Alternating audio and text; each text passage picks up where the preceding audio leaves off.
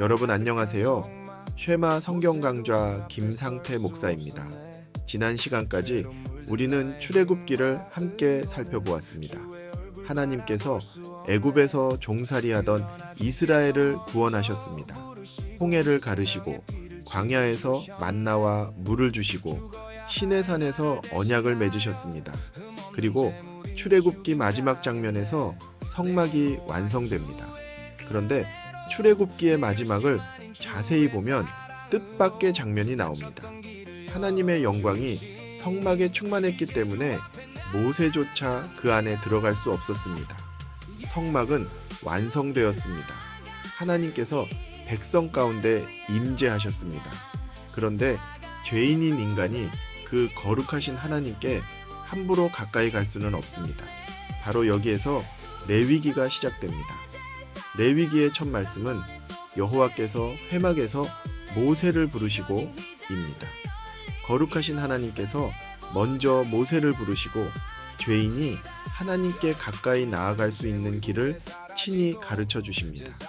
그러므로 레위기는 단순히 제사 규칙과 음식 규정이 복잡하게 기록된 책이 아닙니다. 레위기는 아주 중요한 질문에 답하는 책입니다. 거룩하신 하나님께 죄인이 어떻게 가까이 나아갈 수 있는가? 제사, 제사장, 정결 규례, 그리고 대속죄의를 통해 하나님께서 열어주신 길을 따라가 보겠습니다. 먼저 순서를 분명히 해야 합니다. 하나님께서 이스라엘 백성에게 율법을 잘 지키면 애굽에서 구원해 주겠다고 말씀하신 것이 아닙니다. 먼저 유월절 어린 양의 피로 구원하셨습니다. 홍해를 건너게 하셨습니다. 자기 백성으로 삼으셨습니다. 그 다음에 시내산에서 말씀을 주셨습니다. 은혜가 먼저이고 순종은 그 다음입니다. 구원이 먼저이고 거룩한 삶은 그 구원의 열매입니다. 출애굽기 19장 4절에서 하나님은 이렇게 말씀하셨습니다. 내가 애굽 사람에게 어떻게 행하였음과 내가 어떻게 독수리 날개로 너희를 업어 내게로 인도하였음을 너희가 보았느니라. 하나님은 먼저 너희가 무엇을 했는가를 말씀하지 않으셨습니다. 내가 너희를 어떻게 구원했는가를 말씀하셨습니다. 그 후에 너희가 내 말을 잘 듣고 내 언약을 지키면 너희는 내 소유가 되고 제사장 나라와 거룩한 백성이 될 것이라고 말씀하셨습니다. 레위기는 이미 구원받은 언약 백성이 성막 가운데 임재하신 하나님께 어떻게 예배하며 어떻게 하나님께 속한 백성으로 살아갈지를 가르치는 말씀입니다. 따라서 레위기를 구원받기 위한 공로의 법으로 읽으면 안 됩니다. 반대로 우리는 은혜로 구원받았으니 이제 거룩하게 살 필요가 없다고 읽어서도 안 됩니다. 하나님의 은혜는 우리를 죄 가운데 그대로 내버려 두는 은혜가 아닙니다. 하나님은 자기 백성을 구원하시고 자기 백성답게 빚어가십니다. 찢어진 휘장 그 열린 길로 은혜 보좌에 나갑니다. 오직 예수 유일하신 길 오직 예수 완전한 제물 오직 예수 나의 대제사장 주의 은혜로 나갑니다. 은혜가 먼저이고 순종은 그네의 열매 거룩하신 주 앞에 예수로 나갑니다. 레위기 1장부터 7장에는 5가지 제사가 나옵니다. 번제, 소제, 화목제, 속죄제, 속건제입니다. 먼저 번제입니다. 번제는 제물을 제단 위에서 온전히 불살라 드리는 제사입니다. 번제는 하나님께 대한 전적인 헌신을 나타내지만 동시에 속죄의 의미도 가지고 있습니다. 제사자는 흠없는 제물을 끌고 와서 그 머리에 손을 얹었습니다. 번제물에 대한 안수는 이 제물이 나를 대신하여 하나님께 드려진다는 동일시와 대리의 의미를 보여줍니다. 제물을 드리는 사람은 멀리 서서 구경만 하지 않았습니다. 자기 손을 그 제물의 머리에 얹었습니다. 그리고 자기 앞에서 그 제물이 죽는 것을 보았습니다. 죄인이 거룩하신 하나님 앞에 나아가는 일은 결코 가벼운 일이 아니었습니다. 두 번째는 소제입니다. 소제는 짐승이 아니라 고운 가루와 기름과 유향으로 드리는 곡식 제사입니다. 하나님께서 주신 삶의 열매를 감사함으로 드리는 제사입니다. 소제에는 누룩과 꿀을 넣지 않고 소금을 넣었습니다. 특별히 언약의 소금이라는 표현은 하나님과의 언약 관계 안에서 드리는 예물임을 보여줍니다. 세 번째는 화목제입니다. 화목제에서는 제물의 일부를 제단에 드리고 일부는 제사장이 받고 나머지는 제사자와 가족이 함께 먹었습니다. 이것은 하나님과의 화평과 교제를 보여주는 기쁨의 식사였습니다. 여러분, 성경의 구원은 단지 벌을 면하는 것에서 끝나지 않습니다.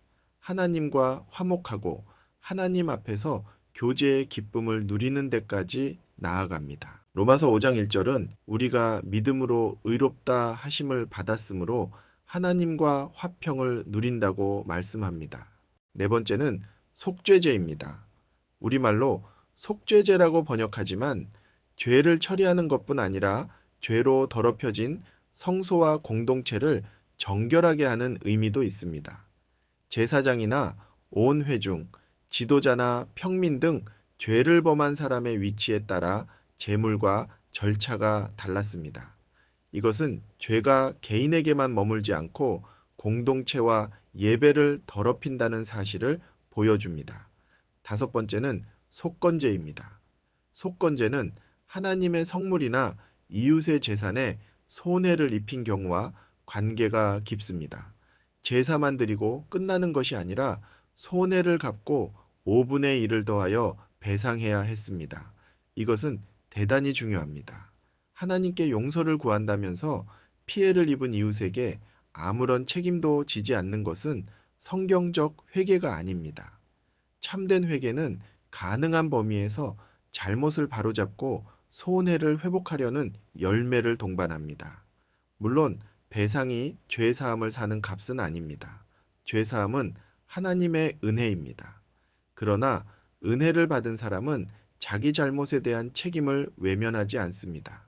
다섯 제사는 서로 다른 기능을 가지고 있지만 한 가지 공통점을 보여줍니다.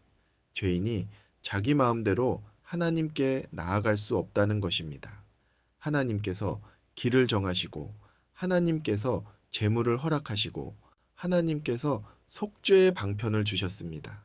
레위기 17장 11절은 제사 제도의 중심 원리를 설명합니다.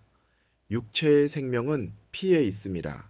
내가 이 피를 너희에게 주어 제단에 뿌려 너희의 생명을 위하여 속죄하게 하였나니 생명이 피에 있으므로 피가 죄를 속하느니라.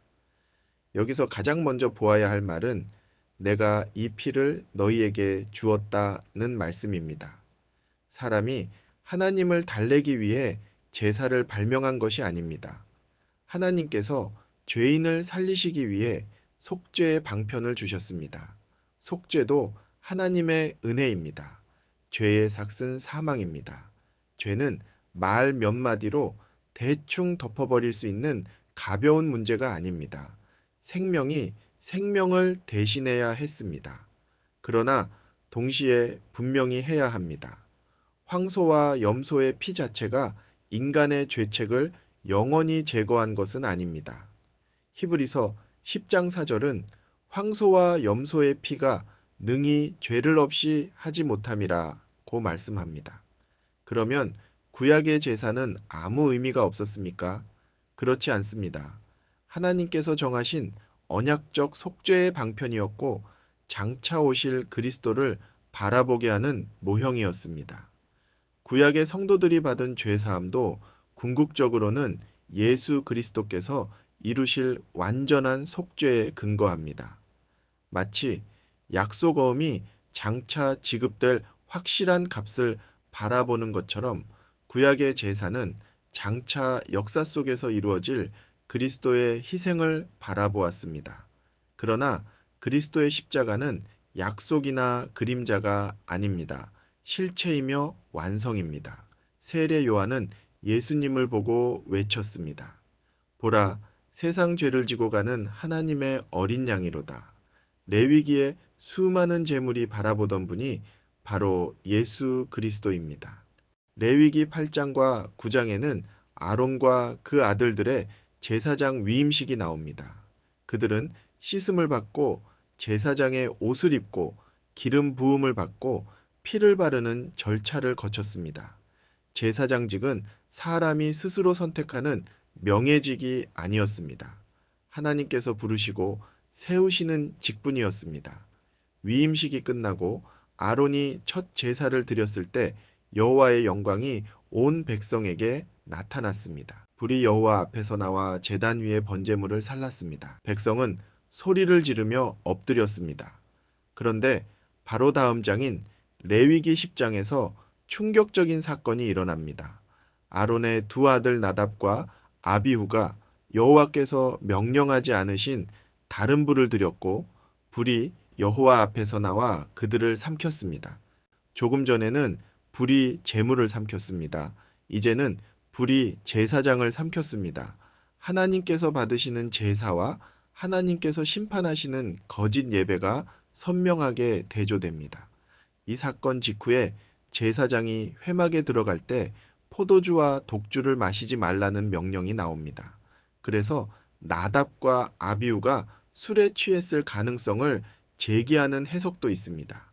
그러나 본문은 그들이 술에 취했다고 직접 말하지 않습니다. 우리가 분명히 말할 수 있는 죄는 하나입니다. 그들이 여호와께서 명령하지 않으신 불을 드렸다는 것입니다.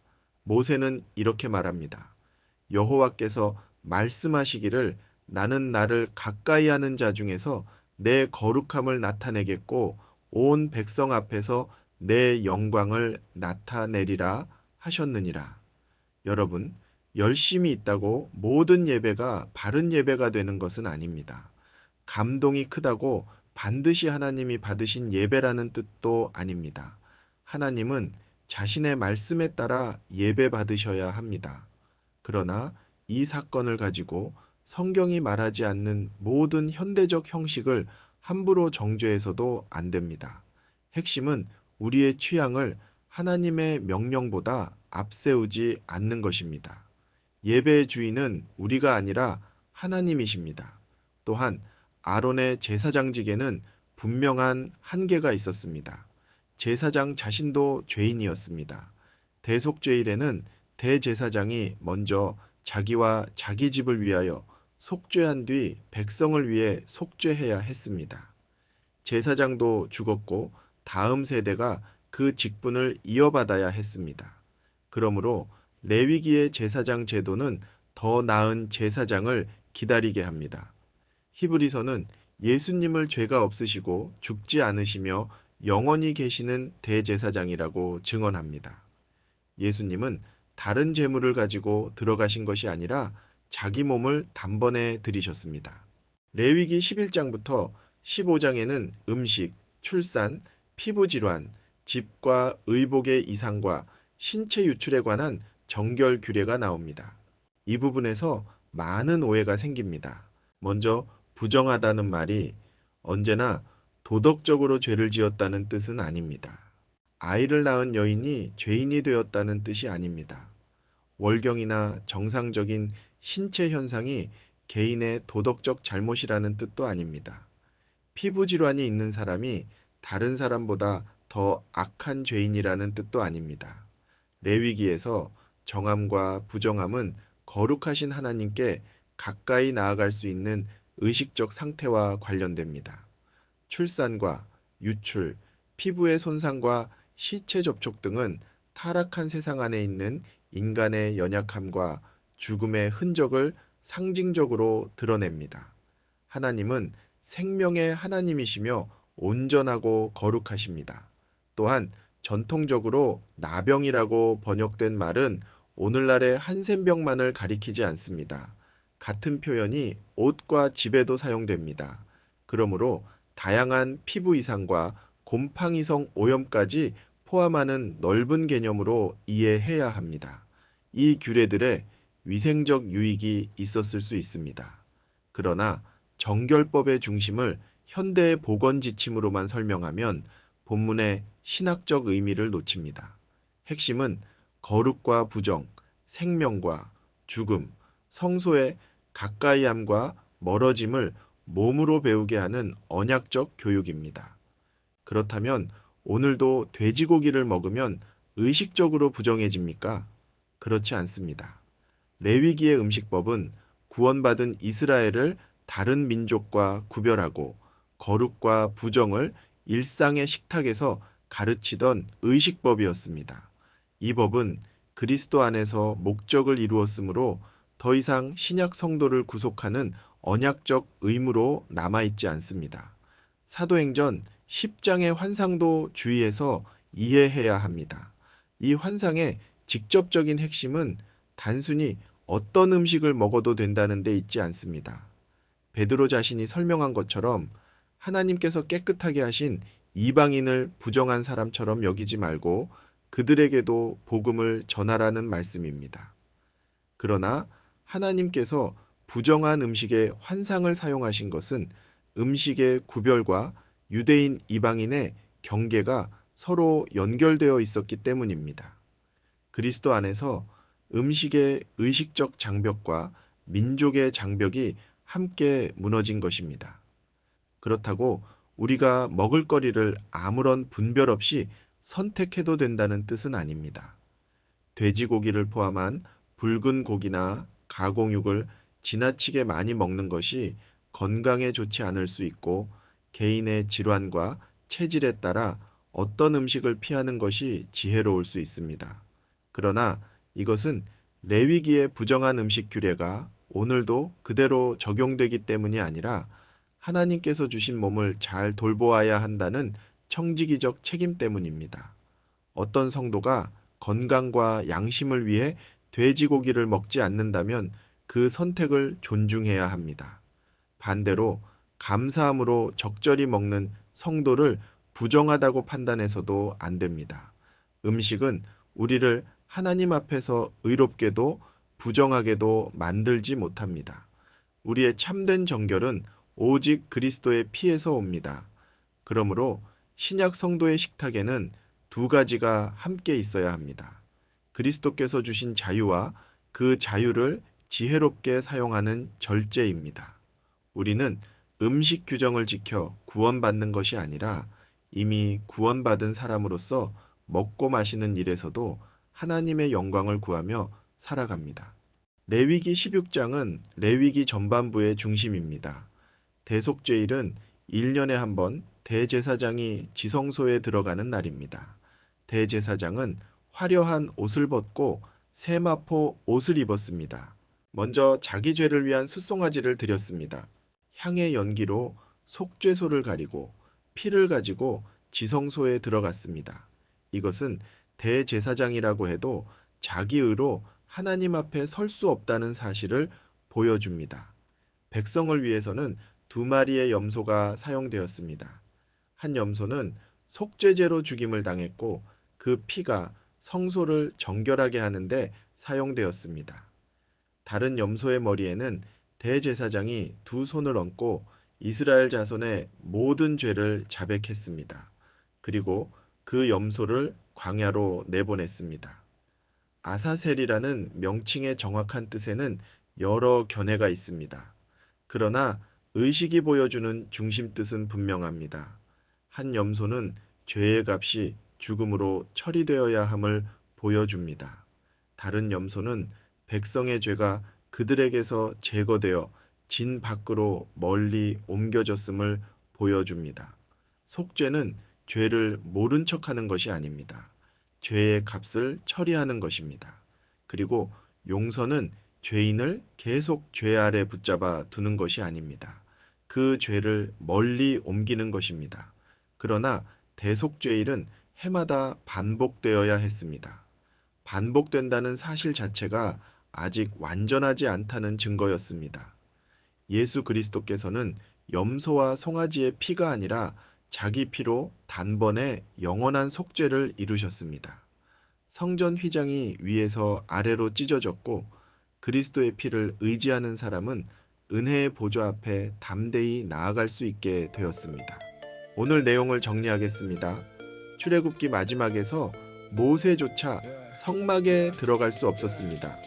그러나 레위기에서 하나님은 죄인이 하나님께 가까이 나아갈 길을 친히 열어주셨습니다. 제사를 주셨고 제사장을 세우셨고 정결의 규례를 주셨고 대속죄일을 허락하셨습니다. 그러나 이 모든 것은 완성이 아니었습니다. 장차 오실 그리스도를 가리키는 그림자였습니다. 우리가 하나님께 나아갈 수 있는 이유는 우리가 깨끗해서가 아닙니다. 예수 그리스도께서 우리의 제물이 되셨기 때문입니다. 우리가 담대히 기도할 수 있는 이유는 우리가 의로워서가 아닙니다. 죄 없으신 예수님께서 우리의 영원한 대제사장이 되셨기 때문입니다. 그러므로 두 가지를 기억하시기 바랍니다. 첫째, 죄를 가볍게 여기지 마십시오. 죄의 값은 하나님의 아들이 피 흘려 죽으셔야 할 만큼 무겁습니다. 둘째, 그리스도의 속죄를 작게 여기지 마십시오. 그분의 단번 속죄는 우리의 모든 죄를 씻기에 충분합니다. 다음 2강에서는 레위기 17장부터 살펴보겠습니다. 속죄받은 백성이 세상 속에서 어떻게 거룩하게 살아야 하는지 이웃사랑과 성윤리, 절기와 희년, 언약의 복과 저주를 함께 살펴보겠습니다. 함께 해주셔서 감사합니다. 그리스도의 은혜 안에서 참된 평안을 누리시기를 바랍니다. 쉐마 성경강좌였습니다. 황소와 염소의 피가 아니라 죄 없으신 주의 몸을 들이사 영원한 속죄 이루셨으니 다시는 제사 필요 없도다. 예수 주께 나아가는 길 나를 위한 어린 양 십자가에서 흘리신 보혈 나의 모든 죄 씻으셨네.